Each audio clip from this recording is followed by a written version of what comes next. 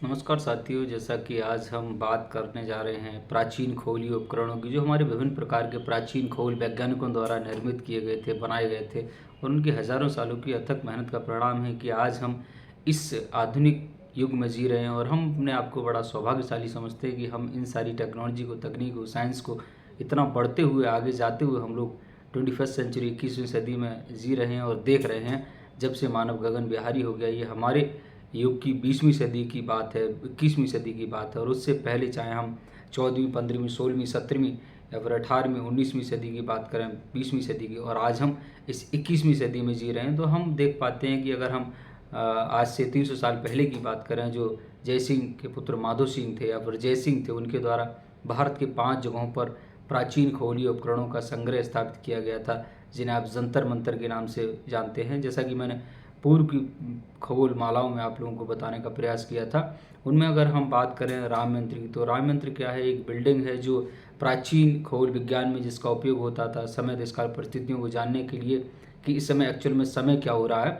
तो उनके द्वारा बनाई गई एक बिल्डिंग है जो ऑड एंड इवन नंबर में बनाई थी, सम और विषम संख्याओं में विभाजित किया था उसे, और उसके बीच में एक पोल या यूं कहें एक लॉग लगा दिया था। और उससे जो सूर्य की लाइट उनमें चारों तरफ से जो बिल्डिंग बनी हुई थी, कंप्लीट बिल्डिंग एक बना दी गई थी। इस हिसाब से उस बिल्डिंग में ऑड एंड इवन, सम और विषम संख्याओं में विभाजित किया था उन्हें, और उनमें जगह जगह कुछ छिद्र बनाए गए थे, जिनके माध्यम से क्या होता है कि सूर्य की लाइट जो सीधी पड़ती है उस पोल पर पड़ने के बाद में पोल की शेडो, छाया कहीं बनेगी। तो छाया के लिए उन्होंने एंगल लिखे थे 5, 10, 15, 20, 25, 30, 35, 40 ऐसे करके।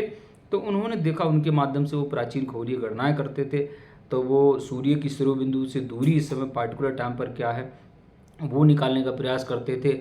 और फिर इस समय जो है, समय कौन सा हो रहा है, कौन सा प्रहर हो रहा है दिन का, ये तमाम प्राचीन खगोलीय गणनाओं के लिए जो है वो राम यंत्र का उपयोग करते थे, जो संपूर्ण मिला करके एक बिल्डिंग में निर्मित थी। अगर हम उसी माला में दूसरे यंत्र की बात करें तो राम यंत्र हो गया। उसके बाद में अगर हम देखते हैं तो जल चक्र यंत्र एक उनके द्वारा बनाया गया था, जिसे वाटर साइकिल इंस्ट्रूमेंट के नाम से भी जानते हैं। तो जल चक्र यंत्र क्या है कि एक्चुअल में उन्होंने एक यंत्र बनाया था जिसके माध्यम से हम लोग फाइंड आउट कर पाते हैं कि जैसे कि आपने अगर देखा होगा भास्कराचार्य द्वारा जो एक पुस्तक सिद्धांत शिरोमणि नाम की पुस्तक है, उसमें इसका आपको विस्तृत वर्णन मिल जाएगा। उन्हीं के माध्यम से उनके द्वारा जो बनाया गया था उसका पूरा विवरण उसमें जो है लिखा हुआ है। यूँ कह सकते हैं कि उसके प्राप्त जानकारी से हम लोग ये चीज़ों को फाइंड आउट करके, प्राप्त करके कह सकते हैं कि उनके द्वारा जो उपकरण बनाया गया था, जिसे जल चक्र यंत्र या वाटर साइकिल इंस्ट्रूमेंट के नाम से जानते हैं, तो उसमें क्या होता था कि उसमें जो है वो 4 पात्र लगाते थे वो लोग, और क्वाड्रिलेटरल्स फॉर्म में, चतुर्थांशों की फॉर्म में, ऐसे करके 4 ट्यूब्स लगी होती हैं। उन ट्यूब्स में जो है वो पारा और पानी का अनुपात, पानी जो है ऊपर उनका एक बेसल पात्र रहता था, उसका भी मेजरमेंट होता था, कैलकुलेशंस होता था। उसमें पानी भर देते थे वो लोग। उस पानी जो है वो एक नली थी, नली के माध्यम से धीरे धीरे करके जो है, जो बर्तन होते थे, छोटे छोटे बेसल्स होते थे, उनमें जाके गिरता था। जब ऐसे उनमें गिरेगा तो वो ऐसे घूमने के लिए फ्री टू मूव, स्वतंत्र था घूमने के लिए, तो फ्री था। तो जो ऊपर से पात्र रखा हुआ था उसमें से जो यूं यूं बना हुआ था, उसमें जाकर के पारा जो उनके अंदर भरा हुआ था वो इधर से उधर, उधर से उधर घूमता रहता। ऊपर से पानी जो था वो पानी गिर गिर करके नीचे यंत्र जो और बने हुए थे पात्र, उनमें जाता था। तो अगर एक पात्र में जा रहा है पानी, तो और अगर एक पात्र है, 2, 3, 4 पात्र है, तो एक पात्र 900 चक्र घूम रहा है, तो 4 पात्र का मतलब होता था कि 9 चौक 3600 चक्र घूम गया। यानी आज ऊपर वाला जो पात्र ऊपर रखा हुआ है, वो वाला पात्र का पानी इस नली के माध्यम से घूम करके नीचे चला गया, नीचे वाले पात्र में। तो ये क्या हुआ, एक 24 आवर्स में डिवाइड कर लेते हैं। जैसे आज आपने 60 second equal to 1 minute, 60 minute equal to 1 hour, 24 hour equal to 1 day, 365 days equal to 1 year, 366 days equal to 1 leap year. तो ये कैलकुलेशंस आज की गणना है, लेकिन प्राचीन खगोलीय गणनाएं जो थी वो आज की गणनाओं से काफ़ी भिन्न थी। और उनकी कुछ माप जो थी वो आज आपकी माप है, सेंटीमीटर वगैरह होती है, मीटर वगैरह होती हैं, लीटर वगैरह नापते हैं, तमाम विभिन्न प्रकार की जो है, पाउंड से लेकर के किलोग्राम, बहुत सारी चीज़ें, अन्य माप जो है आज हम और आप यूज करते हैं। लेकिन वो पुराने ज़माने की कुछ माप जो थी वो यूँ कह सकते हैं अलग माप थी। अगर जैसे हम दूसरे यंत्र की ही बात कर लें, जिसके जैसे कि हमने अगर जल चक्र यंत्र की बात की, वाटर साइकिल इंस्ट्रूमेंट की बात की, उसके माध्यम से और भी यंत्र थे जो उनके द्वारा बनाए गए थे कि पात्र जो डूबता है समय बताता है। तो वो पात्र डूबता है समय बताता है, एक्चुअल में क्या था, जिसका हर चीज़ का एक मेजरमेंट होता है, तो वो मेजरमेंट लेते थे जैसे। तो उन्होंने उस पात्र का वजन 10 फ्लास रखा। अब फ्लास आज की मात्रक नहीं है, वो पुराने ज़माने की मात्रक हुआ करते थे। अब 2 पात्र लिए उन्होंने, एक बड़ा वाला पात्र जिसका जो दोनों पात्रों की जो है 10 फ्लास वजन ले लिया, और ऊपरी व्यास जो है 6 अंगुल और निम्न व्यास जो है वो दूसरे अंगुल में, वो क्या करते हैं, अंगुल मीन्स उंगलियों से, मतलब फिंगर से ऐसे 1 2 3 4 ऐसे करके नापते थे। जैसे आज आप सेंटीमीटर में नापते हैं, तो वो लोग क्या करते थे कि अंगुल के हिसाब से 2 पात्र लेकर के 2 पात्रों का निर्माण किया उन्होंने। और ये उनके द्वारा निर्माण किए गए ऐसे पात्र थे जिनमें बड़ा वाला पात्र जो है उसमें पानी भरा रहता था, और छोटे वाले पात्र जो उसमें रख दिया, और छोटे वाले पात्र की तली पर वो छेद कर देते थे। छेद करने के बाद में क्या होता था कि बड़े वाले पात्र में से छोटा वाला पात्र जितनी देर में ऊपर से जैसे रख दिया, ये एक पात्र है, एक छोटा पात्र है, छोटा पात्र इसमें रख दिया, इसके नीचे तली पर छेद कर दिया, जिसका भी कैलकुलेशंस होता था। तो उन्होंने ऐसे रख दिया, धीरे धीरे करके बूंद बूंद करके बड़े वाले में से छोटा वाला जितनी देर में भरता था, उसको वो मानते थे कि लगभग आज का जो है हमारा घटका जिसे कहते थे, कि आज के जो है वो 24 मिनट के बराबर। यानी यूँ कहें कि बड़े वाले पात्र में से छोटा वाला पात्र जो छेद के द्वारा भर जाता था बूंद बूंद बूंद बूंद करके, वो आज के अकॉर्डिंग भरने में 24 मिनट का समय लगता था। और अगर वो 60 दफ़ा भर गया तो पूरा 24 आवर्स कंप्लीट हो गए। यानी 30 घटका बराबर जो है वो 12 घंटे, और 60 घटका बराबर यानी 24 घंटे पूरा कंप्लीट हो गया। तो चाहे हम फिर दूसरे यंत्रों की बात करें, एक भारतीय गोल छल्लेदार यंत्र उनके द्वारा बनाया गया था। हमारे जो प्राचीन खगोल वैज्ञानिक थे, तो वो क्या करते थे, उनमें वो पूरा एक बना दिया, उसके हिसाब से ग्लोब टाइप का बना देते थे। उसके माध्यम से ऊपर जो तारों को देखते थे, तारों की आकृतियों को, उनके माध्यम से वो आकृतियाँ उकेर देते हैं। उनके माध्यम से आप लोग जो है वो दिनमान समय की वैल्यू, वो तारों की पोजीशन को पहचान सकते हैं। या फिर हम बात करें आज से 300 साल पहले 18वीं सदी में जो सवाई जयसिंह के पुत्र माधो सिंह थे, उनके द्वारा कुछ उपकरण बनवाए गए थे, जिनमें मिस्र यंत्र की बात करें तो मिस्र यंत्र क्या है कि जैसे उस पर सनरेज पड़ती हैं, सूर्य की किरणें जब पड़ती हैं, तो उसमें जो है नीचे एंगल लिखे होते हैं, कोण लिखे होते हैं। उन कोणों के माध्यम से हम कैलकुलेशंस करके एग्जैक्ट टाइम प्राप्त कर सकते हैं। उस समय देख सकते हैं कि इस समय इस साल का सबसे छोटा और सबसे बड़ा दिन कौन सा हुआ, और इस समय समय क्या हो रहा है। तो ये विभिन्न प्रकार की खगोलीय जानकारियाँ हम लोग जो है वो निकाल लेते थे। जब यूँ कहें कि मिनट और घंटों का आविष्कार हो गया था, तो फिर उनके द्वारा उसी समय समानांतर पीरियड में यूँ कहें कि उनके द्वारा और भी यंत्र बनवाए गए। जैसे कि अगर हम बात करें कि एक बॉल दीवाल जो है जिसका नाम सम्राट यंत्र रखा था, एम्परर इंस्ट्रूमेंट। अब एक्चुअल में है क्या, एक दीवाल ऐसी खड़ी कर देते पूरी सीधी लंबी लंबी, और वो दीवाल खड़ी होगी, उस दीवाल के माध्यम से उस पर जो है वो 23.5 इंच झुकी हुई, पृथ्वी की जो अक्ष है इतना झुका हुआ है, 23.5 डिग्री इंक्लाइंड है, अपने एक्सिस पर इतनी झुकी हुई घूम रही है। वो आप लोग आज जानते ही सारी चीज़ों के माध्यम से। तो वैसी वो दीवार एक खड़ी करी, उतनी झुका कर एक दीवार बनाते थे। और दीवार पर जब खुले मैदान में बिल्कुल बाहर बनाएंगे जहाँ पर सूर्य की लाइट आ सकती है, जैसे आप लोग देखते होंगे अगर आप बाहर खड़े हों तो आपके ऊपर सूर्य जब पड़ रहा है, लाइट जब ऊपर से पड़ रही है सूर्य की, तो आपके ऊपर जब पड़ेगा तो आप बिल्कुल सीधे खड़े होंगे, तो 12 बजे लगभग आपके नज़दीक छाया होगी, पैरों के तले छाया कह सकते हैं। या फिर क्या होगा, चेंज होती रहेगी, छोटी छाया, बड़ी छाया, घूमती हुई छाया, तो शेडो चेंज होती रहती है। क्योंकि as you know very well about all this things, everything is moving in this universe from small particles to big celestial bodies as well.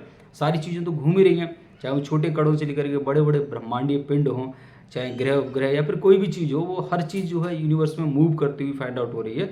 तो ऐसे ही क्या होता है कि अर्थ जो घूम रहा है, वो आज हम जान पाएँ कि अर्थ जो है वो अपने एक्सिस पर तो 23 घंटा 56 minute dot dot dot seconds में घूम रहा है, यानी जिसे 24 घंटे सरल गणना कैलकुलेशन करने के लिए ले लिया जाता है।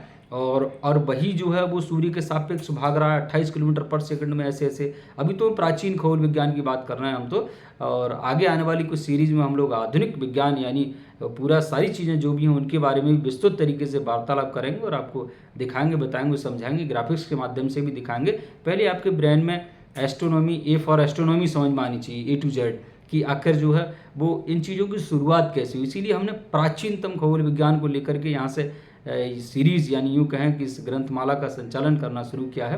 तो ले आप लोगों के दिमाग में एक प्रीव्यू बनना चाहिए, एक्चुअल में आप समझना चाहिए, क्योंकि imagination is more important then knowledge. तो आप इमेजिन कीजिए कि हाँ ऐसे था, उस ज़माने में ये था, और ये सब प्राचीन प्रमाण हैं। पूरी दुनिया में जो हैं, चाहे हम बात करें आपके जो हमने अभी बताया आपको, एक बॉल दीवार खड़ी कर दी, उस दीवार पर जो सम्राट यंत्र जिसका नाम दिया गया, तो उसके दोनों तरफ हाफ हेमिस्फीयर, अर्धगोलाकार या चंद्राकार ऐसे करके आकृतियां लगा दी, उन पर कट कर दिए, ऊपर जो है लगा दिए, कट करके ऊपर तक मिनट और घंटों के निशान लगा दिए, अंश कोण बना दिए। तो सूर्य की लाइट जब पड़ती है ऊपर से तो क्या होगा, उसके कारण शैडो बनेगी दोनों साइड में। तो देख रहे हैं कि शैडो पार्टिकुलर टाइम पे कितनी जा रही है, इधर कितनी जा रही है, तो उस पर पहले से ही लिखे हुए, तो वो एग्जैक्ट वहाँ का लैटिट्यूड और लॉन्गिट्यूड यानी अक्षांश देशांतर लेकर के उसमें से फाइंड आउट करते थे कि हाँ एक्चुअल में इस समय इतना समय हो रहा है। तो ये एग्जैक्ट कैलकुलेशंस वहाँ से निकल के आती थी, जो सवाई जयसिंह के पुत्र माधो सिंह वो जयसिंह द्वारा बनाए गए थे, जो भारत के 5 जगहों पर बनाए गए थे। जैसे कि मैंने पूर्व में भी आप लोगों को बताया था, मथुरा में हो गया, उज्जैन में हो गया, और काशी में इसे वाराणसी के नाम से जानते हैं, दिल्ली में हो गया और जयपुर में हो गया। तो ये भारत के 5 प्लेसेस थे जहाँ पर आपको आज भी अगर आप जाते हैं तो ऑब्जर्वेशनल या पोजिशनल एस्ट्रोनॉमी के बारे में आप लोग जानना चाहते हैं, सीखना चाहते हैं, तो आप वहाँ पर जा करके प्राचीन जो खगोलीय उपकरण हैं यानी एंशियंट एस्ट्रोनॉमिकल इंस्ट्रूमेंट्स हैं, उनके माध्यम से आज आप लोग उन गणनाओं को कर सकते हैं।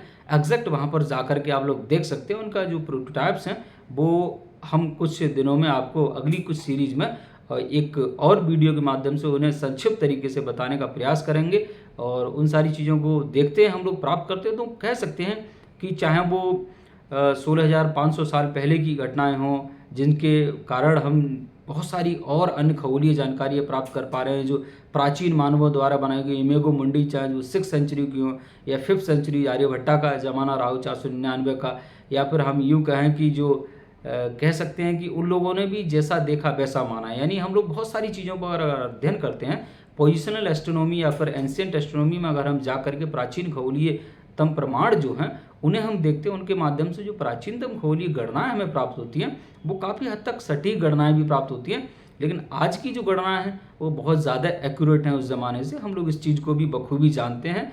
तो कंपैरिजन तो नहीं किया जा सकता, लेकिन वो भी अपने ज़माने के प्राचीनतम खगोलीय प्रमाण जो हमें प्राप्त होते हैं वो भी काफ़ी हद तक आज की काफ़ी चीज़ों से मेल खाते हुए कहीं ना कहीं नज़र आते हैं। अब चाहे आप उनका एक कोइंसिडेंस कह सकते हैं, या फिर जो है उनका जो प्राचीनतम खगोलीय गणनाएं थी उस ज़माने में जो है वो प्राचीन खगोल विज्ञान जो था और वो ज्योतिष विज्ञान जिसे हम एस्ट्रोलॉजी के नाम से कहते हैं, एस्ट्रोनॉमी जो था, वो यूँ कहें कि साथ ही साथ अध्ययन किया जाता था प्राचीन भारत में।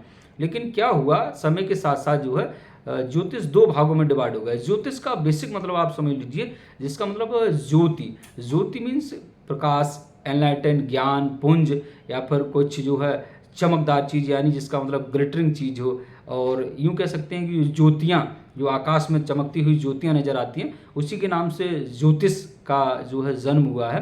तो कुछ मतलब ज्ञान, और उस ज़माने में ऐसा माना जाता था कि ये ज्ञान जो है वो ऐसा ज्ञान है, ज्योतिष ज्ञान जिसे कहते हैं, एक्चुअली उनके द्वारा, कुछ लोगों के द्वारा माना जाता था, कुछ लोग नहीं मानते थे, कुछ लोग मानते थे। आज भी हर चीज़ पर हर व्यक्ति सहमत हो जाए ऐसा तो ज़रूरी नहीं है, और सहमत ना भी हो, मैं ये मानता हूँ, सहमत ना होगा तो फिर नई चीज़ें निकल के आएंगी।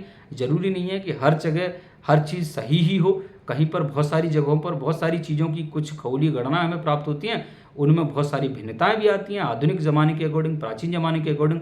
लेकिन जहाँ तक हम जानते हैं और अध्ययन करते हैं इन सारी चीज़ों का प्राचीन खगोलीय पोजिशनल एस्ट्रोनॉमी में, तो हम फाइंड आउट करते हैं कि जैसे अब उसमें जो है एक फलित ज्योतिष, एक गणित ज्योतिष। अगर गणित ज्योतिष में हम इन चीज़ों का अध्ययन करते हैं, कैलकुलेशंस करते हैं, तो फाइंड आउट करते हैं उनकी जो कैलकुलेशंस थी वो काफ़ी हद तक सटीक प्राप्त होती थी। लेकिन धीरे धीरे करके इन सारी चीज़ों में जो गणित ज्योतिष को कम करते गए ये लोग, जो एस्ट्रोलॉजर्स लोग थे, और फलित ज्योतिष पर ज़्यादा ध्यान देते गए, और कि इस पर या शनि ग्रह का आपके ऊपर प्रकोप क्या होगा, इसका ये क्या होगा। ऐसा अभी तक तो किसी पूरी दुनिया में, वर्ल्ड साइंटिफिक कम्युनिटी में ऐसा कोई रिसर्च पेपर पब्लिश नहीं हुआ है जिसके माध्यम से हम, आप या कोई भी अन्य कोई वैज्ञानिक जो व्यक्ति हैं वो ये कह पाएँ कि एक्चुअल में इनकी रेज का, इनके प्रभाव आपकी बॉडी पर क्या पड़ता है। लेकिन अब 2 चीज़ें हो जाती हैं, एक तो खगोल विज्ञान, ज्योतिष विज्ञान। तो ज्योतिष विज्ञान ये अध्ययन करता है मोस्ट प्रोबेबल आज के दौर में, जिसे हम जो है फलित ज्योतिष के नाम से जानते हैं। वेदांग ज्योतिष जो था, ज्योतिष का सबसे प्राचीनतम प्राप्त ग्रंथों में से एक ग्रंथ है, जो अब उनमें हम देखते हैं बहुत सारी चीज़ों को, तो वो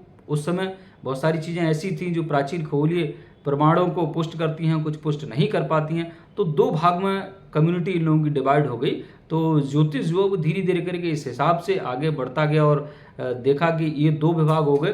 तो उनमें एक लोग जो थे वो गणितीय ज्योतिष गणना शुरू कर दी उन लोगों के द्वारा जो गणित के आधार पर मैथमेटिक्स को मानते थे, और दूसरे जो फलित ज्योतिष में, दो चीज़ों में। तो जो फलित ज्योतिष का प्रादुर्भाव ज़्यादा इनके हिसाब से बढ़ता गया, और इस हिसाब से फिर ज्योतिष जो है वो धीरे धीरे करके एस्ट्रोलॉजी पिछड़ती चली गई। और इसमें क्या हुआ कि एस्ट्रोनॉमी जो थी वो प्योर एंड प्योरेस्ट मैथमेटिक्स, गणित, और यूं कहें कि भौगोलिक चीज़ों के आधार पर, या फिर जो है गणितीय आधार पर, या फिर यूं कहें कि यंत्रों के माध्यम से जो गणितीय गणनाएं प्राप्त हुई उनके माध्यम से प्रमाणित चीज़ों को प्रस्तुत करता चला गया।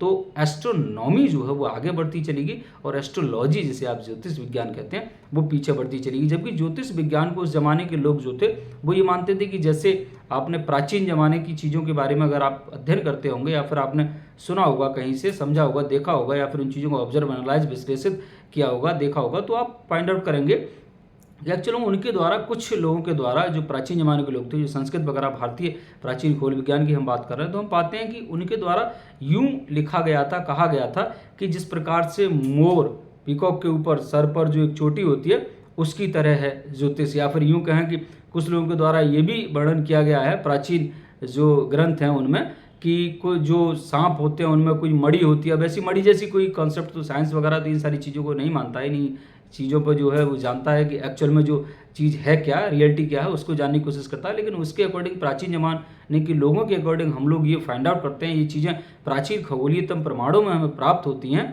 कि वो मानते थे कि जैसे जो सर्प की मड़ी होती है उसकी तरह है एस्ट्रोलॉजी उनके अकॉर्डिंग, और जो है सब में सबसे सुशोभित है, और फिर ये सब ज्ञानों में श्रेष्ठ ज्ञान है। लेकिन इस ज्ञान में क्या हुआ, धीरे धीरे करके उन लोगों ने अपने ज्ञान को खाने कमाने का धंधा बना लिया, यूं कहें तो। उसके माध्यम से फिर क्या हुआ, धीरे धीरे करके ये जो है वो ज्योतिष विज्ञान पिछड़ता चला गया, यानी दो भाग में डिवाइड हो गया। चूंकि एक फलित ज्योतिष हो गया, एक गणित ज्योतिष हो गया।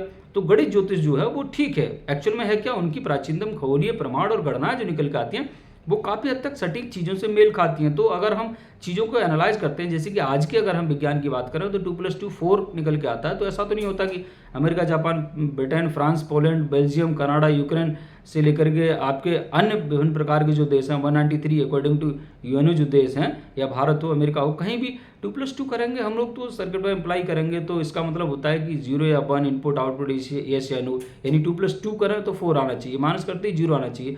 तो एक साइंटिफिक बेस हो गया इसका। इसको हमने सबसे अच्छा हमारे पास टूल जो माध्यम है, औजार है समझने का, चीज़ों को, यूनिवर्स को या अन्य चीज़ों को प्रमाणित करने का या तर्क रखने का, वो हम यूँ कह सकते हैं हमारे पास वो गणित एक अच्छा माध्यम है। But it not might be the ultimate truth. ये हो सकता है कि अंतिम सत्य ना भी हो, इस बात को भी आपको समझना होगा। तो ऐसा नहीं है कि आप लोग जो ये कहें कि अभी 2+2 4 हो रहा है, कभी 8 होगा।